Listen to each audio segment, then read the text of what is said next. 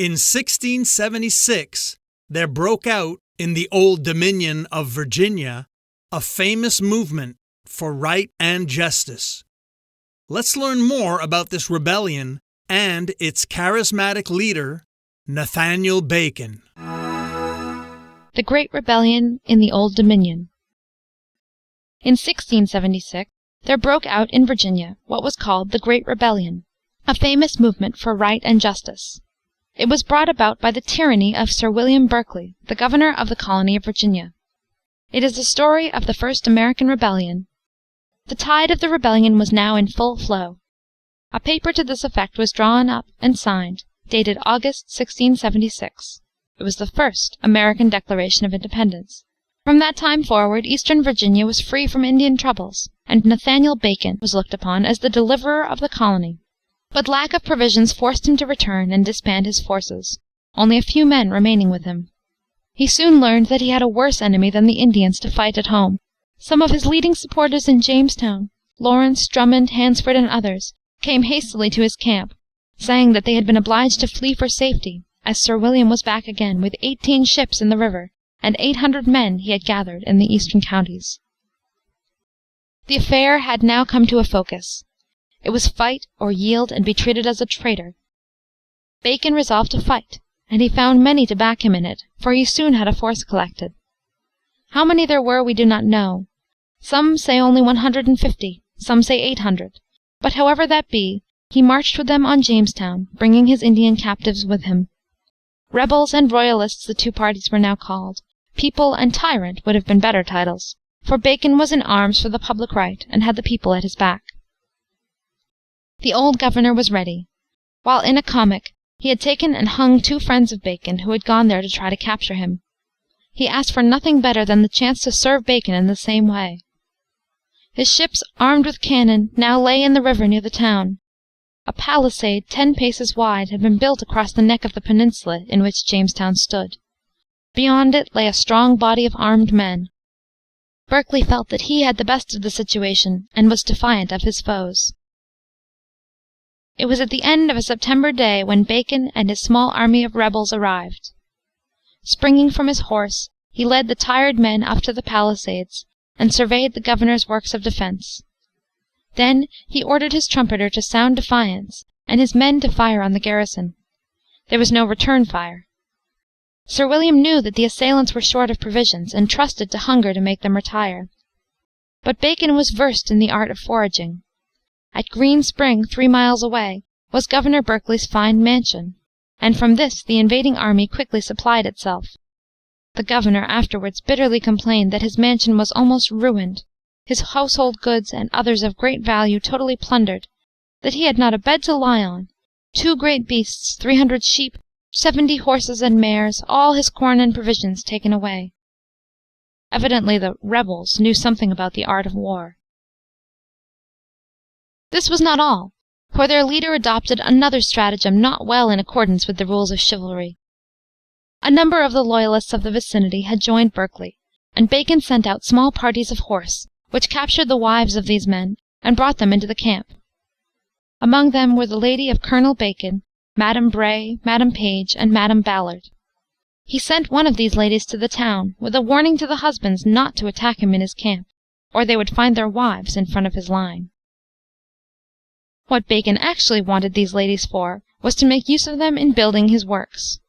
He raised by moonlight a defensive work of trees, brushwood, and earth around the governor's outwork of palisades, placing the ladies in front of the workmen to keep the garrison from firing on them. But he had the chivalry to take them out of harm's way when the governor's men made a sortie on his camp.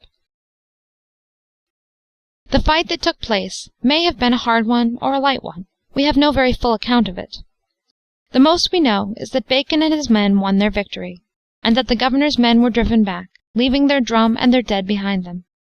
Whether hard or light, his repulse was enough for Sir William's valor. Well entrenched as he was, and superior in numbers, his courage suddenly gave out, and he fled in haste to his ships, which set sail in equal haste down the river, their speed accelerated by the cannon balls which the rebels sent after them. Once more the doughty governor was a fugitive, and Bacon was master of the situation. Jamestown, the original Virginia settlement, was in his hands. What should he do with it? He could not stay there, for he knew that Colonel Brent, with some 1,200 men, was marching down on him from the Potomac. He did not care to leave it for Berkeley to return to. In this dilemma he concluded to burn it. To this none of his men made any objection. 2 of them, indeed, Lawrence and Drummond, who had houses in the place, set fire to them with their own hands. And thus the famous old town of John Smith and the early settlers was burned to the ground. Old as it was, we are told that it contained only a church and 16 or 18 houses, and in some of these there were no families. Today, nothing but the ruined church tower remains. Bacon now marched north to York River to meet Colonel Brent and his men. But by the time he got there, the men had dispersed. The news of the affair at Jamestown had reached them, and they concluded they did not want to fight. Bacon was now master of Virginia, with the power, though not the name, of governor. What would have come of his movement had he lived, it is impossible to say, for in the hour of his triumph a more perilous foe than Sir William Berkeley was near at hand. While directing his men in their work at the Jamestown trenches, a fever had attacked him, and this led to a dangerous dysentery which carried him off after a few weeks' illness.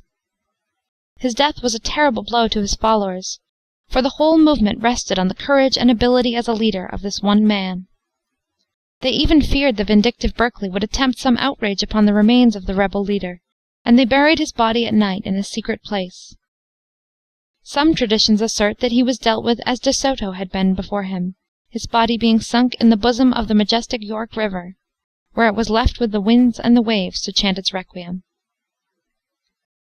Thus ended what Sir William Berkeley called the Great Rebellion. Its leader dead, there was none to take his place. In despair the men returned to their homes. Many of them made their way to North Carolina, in which new colony they were warmly welcomed. A few kept up a show of resistance, but they were soon dispersed, and Berkeley came back in triumph, his heart full of revengeful passion. He had sent to England for troops, and the arrival of these gave him support in his cruel designs. All the leading friends of Bacon whom he could seize were mercilessly put to death, some of them with coarse and aggravating insults. The wife of Major Cheeseman, one of the prisoners, knelt at the governor's feet and pitifully pleaded for her husband's life, but all she got in return from the old brute was a vulgar insult.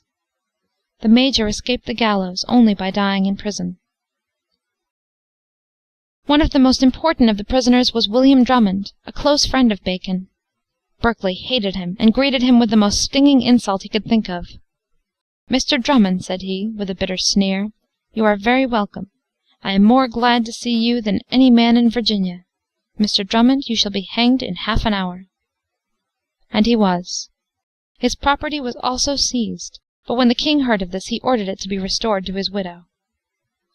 "God has been inexpressibly merciful to this province," wrote Berkeley, with sickening hypocrisy, after one of his hangings. Charles II, the king, took a different view of the matter, saying, "That old fool has hung more men in that naked province than I did for the murder of my father." More than 20 of Bacon's chief supporters were hung, and the governor's revenge came to an end only when the Assembly met and insisted that these executions should cease. We have told how Bacon came to his end. We must do the same for Berkeley, his foe. Finding that he was hated and despised in Virginia, he sailed for England, many of the people celebrating his departure by firing cannon and illuminating their houses. He never returned. The king was so angry with him that he refused to see him, a slight which affected the old man so severely that he soon died of a broken heart, it is said. Thus ended the first rebellion of the people of the American colonies. I'm Mark Vinette, and I hope you're enjoying the ride.